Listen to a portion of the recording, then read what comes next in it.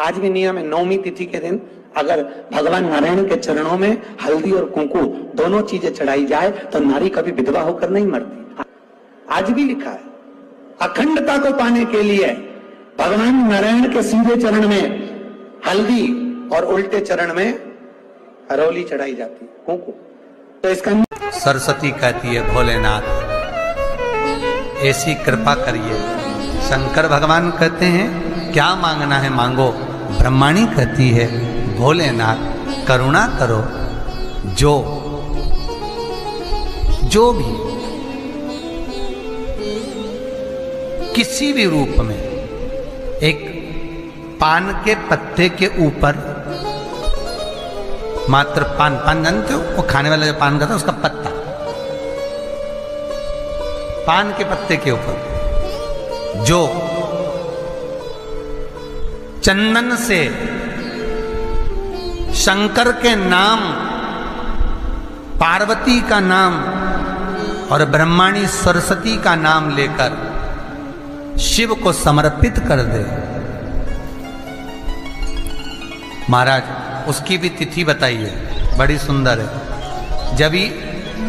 जब रवि का पुष्य योग पड़े, रवि पुष्य नक्षत्र हो, रवि का पुष्य योग पड़े, उस समय पान के पत्ते पर चंदन से शंकर, पार्वती और सरस्वती का स्मरण कर कर जो शिवलिंग के ऊपर उस पान के पत्ते को चढ़ाकर 5 बेलपत्र 3 समी पत्र समर्पित कर देते हैं, उस बच्चे से चढ़वा देते हैं, वो बच्चा कभी पढ़ने में कमजोर नहीं होता, विद्या में बढ़ता ही बढ़ता है।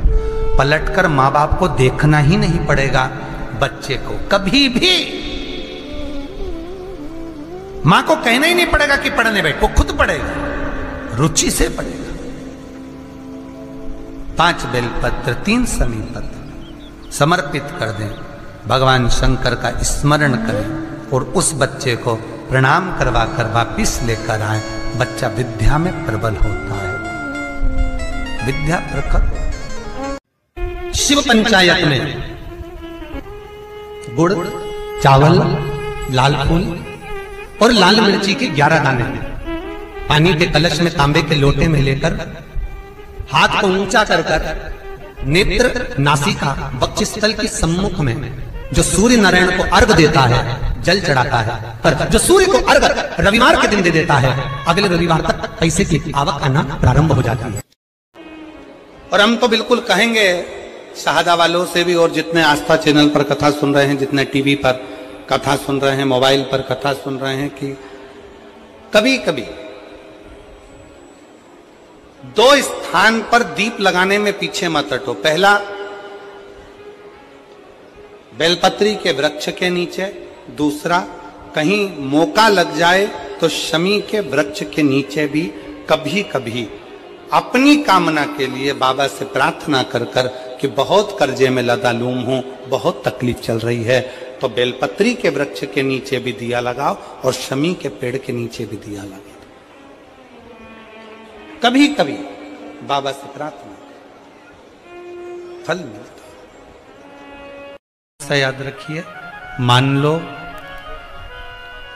घर में अगर लक्ष्मी नहीं आ रही, किसी कारणवश कोई कार्य ऐसा हो गया हो कि आप बहुत मेहनत कर रहे हो, सफलता नहीं मिल रही हो, लक्ष्मी प्रवेश नहीं कर रही हो, तो महाराज बेल का जो फल होता है, उस फल के अंदर का जो गुर्दा होता है, बेल के फल का अंदर का जो भाग होता है गुर्दा, उसको लेकर घर पर आओ और सुखा लो। सुखाने के बाद उसको जलाओ, जलाकर उसकी भस्म तैयार करो। उस भस्म को अच्छा बढ़िया पीस लो, पीस कर कपड़े से छान लो महाराज। उसको छान कर जब आप शंकर भगवान का पूजन करने के लिए शिव मंदिर में जाएं महाराज, किसी भी 5 प्रदोष या 5 सोमवार या सोमवार की अष्टमी पड़ जाए उस दिन, थोड़ी सी भस्म लेकर जब जाएं घर से, उसमें से थोड़ी सी भस्म बेलपत्री के पेड़ के नीचे श्री कुंदकेश्वर महादेव का नाम लेकर चढ़ा दें। क्या नाम लेना है? कुंदकेश्वर। उसी में से थोड़ी सी भस्म जो बेलपत्री के वृक्ष के नीचे आपने चढ़ाई या बेलपत्री के वृक्ष की जड़ में चढ़ाई, उसको लेकर आओ और वही वृक्ष माता पार्वती का नाम लेकर भगवान शंकर के ऊपर चढ़ा दो और अपनी मनोकामना कर कर 1 लोटा पानी शिव पर समर्पित कर दो। चुटकी भर बस, ज्यादा नहीं, मात्र चुटकी भर। 5 प्रदोष भी पूरे नहीं होंगे और बाबा चाहेगा कि आपका जो लक्ष्मी रुकी हुई है या व्यापार नहीं चल रहा या कार्य नहीं हो रहा, तो बाबा उसको 1 प्रदोष 2 प्रदोष करोगे, तीसरे प्रदोष में तो बाबा धक्का लगा ही देगा। कैसे ही लगाए वो लगा। शंकर के शिवालय में गई हो, देवाधिदेव महादेव के शिवालय में पहुंची हो, शिवालय में शंकर के शिवलिंग पर जो बेलपत्र चढ़ी होती है, उस बेलपत्र को उठाकर पानी से धोकर वापिस चढ़ा देने का फल क्या होता है, वो भी शिव महापुराण में जरूर पढ़िए। तारा बाबा की कुटिया में कथा चल रही है और श्री गुरु शिव पुराण चल रही है, जरा ध्यान से सुनना इसको, बहुत सावधानी से। जितने बाहर के पंडालों में भक्त बैठे और जितने आस्था चैनल पर सुन रहे हैं, जितने फेसबुक यूट्यूब पर सुन रहे हैं, जितने रोड पर बैठकर कथा सुन रहे हैं, जहां जहां आवाज जा रही है, जहां बैठकर कथा सुन रहे हैं, बहुत सावधानी से कथा का स्मरण करिएगा। 1 बेलपत्री का दान शालिग्राम भगवान के सोने के सिंहासन पर बैठकर दान करने के बराबर है। शंकर भगवान के शिवलिंग पर चढ़ी हुई बेलपत्र को धोकर वापिस शंकर भगवान के शिवलिंग पर चढ़ाने का जो पुण्य है, कहा